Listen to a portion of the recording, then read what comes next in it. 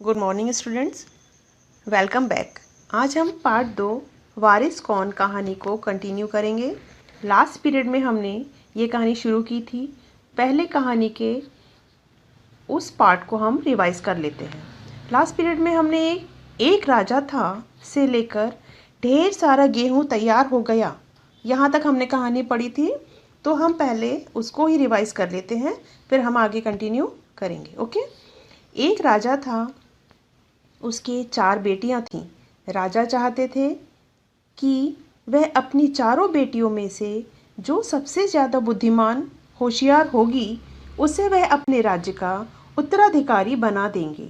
पर कौन होशियार है, इसके लिए राजा ने एक परीक्षा लेने की सोची। अपनी चारों राजकुमारियों की एक परीक्षा लेने की सोची। उन्होंने अपनी चारों बेटियों को बुलाकर उन सभी को गेहूं के 100-100 दाने देकर कहा कि तुम ये सभी इसको संभाल कर रखो, और जब मैं इनको 5 साल बाद तुमसे इन्हें मांगूंगा तो तुम मुझे इन्हें वापस कर देना। सभी बहनें अपने अपने कमरे में वापस आ गईं गेहूं के दाने लेकर। उनमें से सबसे बड़ी बहन ने गेहूं के दानों को खिड़की के बाहर फेंक दिया और सोचा कि पिताजी यदि 5 साल बाद मांगेंगे तो वह भंडार घर यानी कि स्टोर रूम, तो वो भंडार घर से लाकर उन्हें गेहूं वापस कर देगी। उसके लिए उसे संभाल कर रखने की क्या ज़रूरत है। दूसरी बहन ने दानों को चांदी की एक डिब्बी में डालकर मखमल के थैले में बंद करके सुरक्षा से अपनी संदूकची में रख लिया। चौथी व सबसे छोटी राजकुमारी ने गेहूं के दानों को भुनवाकर खा लिया। अब तीसरी राजकुमारी की बारी थी। तीसरी राजकुमारी बहुत होशियार थी और उसने अपने कमरे की पीछे वाली ज़मीन में वह गेहूं के 100 दाने बो दिए। फिर उन दानों में से अंकुर फूटे, पौधे तैयार हुए, फिर उनमें से दाने निकले। राजकुमारी ने तैयार फसल में से दाने निकलवाए और उन्हें फिर से खेत में बो दिया। वह इसी तरह से 5 वर्षों तक करती रही और इस तरह 5 वर्षों में उसके पास ढेर सारा गेहूं तैयार हो गया। यहाँ तक हमने लास्ट हमारे पीरियड में पढ़ा था। अब कहानी कंटिन्यू करते हैं।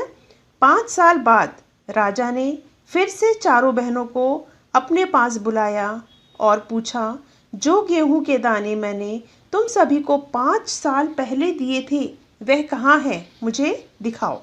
बड़ी राजकुमारी ने तो गेहूं के वह दाने क्या किए थे, खिड़की के बाहर फेंक दिए थे। तो वह जल्दी से भंडार घर गई और वहाँ से गेहूं के कुछ दाने 100 दाने लेकर राजा के पास आई और उन्हें दे दिया। राजा समझ गए कि यह वह गेहूं के दाने नहीं है जो राजा ने उन्हें दिए थे। राजा ने पूछा, क्या यह वही दाने हैं जो मैंने तुम्हें दिए थे? पहले तो राजकुमारी ने हाँ कह दिया, पर फिर राजा ने कड़क कर गुस्से में पूछा, तब उसने सही बात बता दी। फिर दूसरी राजकुमारी अपनी संदूकची में, जिसमें उसने मखमल के कपड़े में चांदी की डिब्बी में डालकर संभाल कर रखा था, वह संदूकची उठाकर ले आई। राजा ने उसे खोलकर देखा तो गेहूं के दाने सड़ गए थे। 5 साल तक गेहूं के दाने ऐसे बंद करके रखेंगे बिना हवा के तो क्या होगा, गेहूं के दाने सड़ जाएंगे। तो वही हुआ, गेहूं के दाने सड़ गए थे। अब चौथी व सबसे छोटी राजकुमारी ने बड़े ही लापरवाही से उत्तर दिया कि पिताजी, उन दानों की कोई कीमत है क्या? वैसे तो हमारे भंडार घर में ढेरों दाने पड़े हैं, फिर उनको संभाल कर रखने से क्या फ़ायदा? इसीलिए मैंने उन दानों को भुनवा कर खा लिया। मुझे गेहूं के भुने दाने बहुत अच्छे लगते हैं। इन तीनों बहनों के उत्तर सुनकर राजा को बहुत निराशा हुई। निराशा यानी कि उदास होना या अपसेट होना।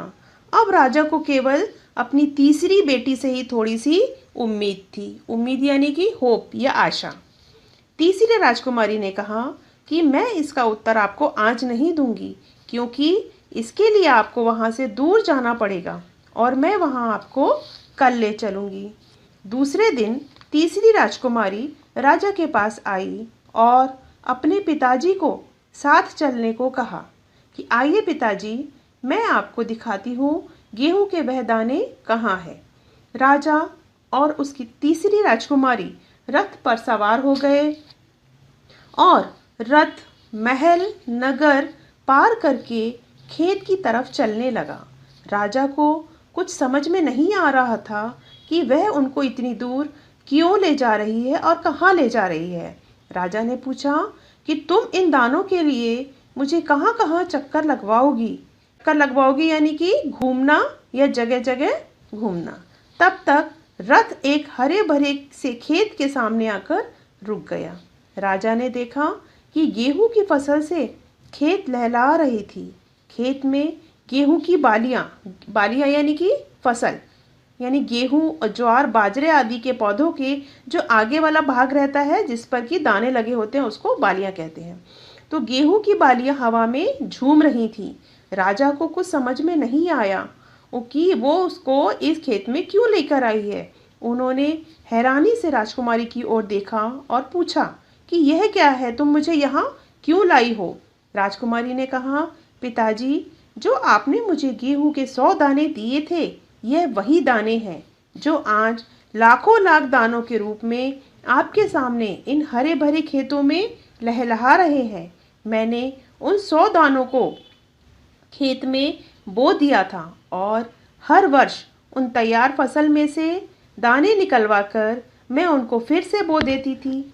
इस प्रकार 5 वर्षों में यह इतनी अधिक फसल तैयार हो गई है।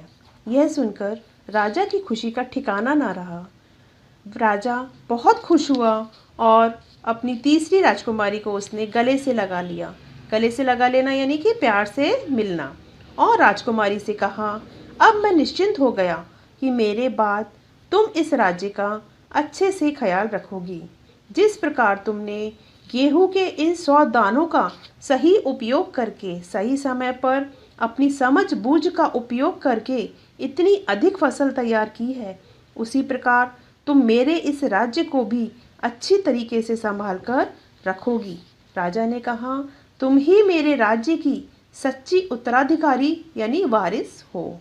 तुमने अपनी होशियारी व सूझबूझ का सही परिचय दिया है, जो कि एक सच्चे उत्तराधिकारी के लिए बहुत ही आवश्यक है। इस प्रकार तीसरी राजकुमारी अपनी होशियारी से राजा की सच्ची उत्तराधिकारी बन गई। इस प्रकार इस कहानी से हम सभी को भी यह सीख लेनी चाहिए कि यदि किसी भी कार्य को सफल बनाना है तो उसके सफल बनाने के लिए उस कार्य को पूरी समझबूझ व उस कार्य की योजना बनाकर सही समय पर करना चाहिए, तभी वह कार्य सफल होता है। आज पार्ट 2 वारिस कौन पूर्ण हो गया है। इस पाठ को अच्छे से पढ़िए, इस वीडियो को भी दोबारा देखिए, जिससे आपको इससे रिलेटेड प्रश्नोत्तर अच्छे से समझ में आ जाएंगे। Okay students, thank you, have a nice day.